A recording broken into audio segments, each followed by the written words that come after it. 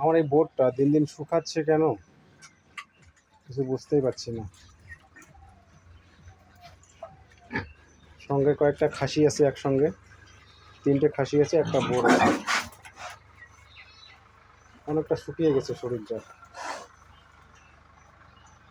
এর পাশে আবার গিল্ট আছে কয়েক 3টা,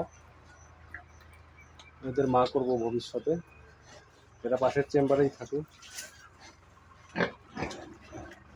আর কতদিন পরে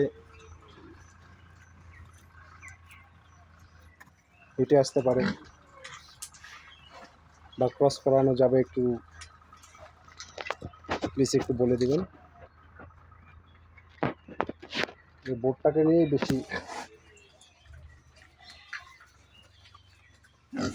টেনশনে আছে। বোর্ডটা কি আদৌ ঠিক আছে? হ্যাঁ হ্যাঁ হ্যাঁ হ্যাঁ হ্যাঁ হ্যাঁ হ্যাঁ, এই যে বোর্ডটা একটু বলে দেবেন। বোর্ডটার বিষয়ে একটু বলবেন, বোর্ডটা কি ঠিক আছে কি নাই?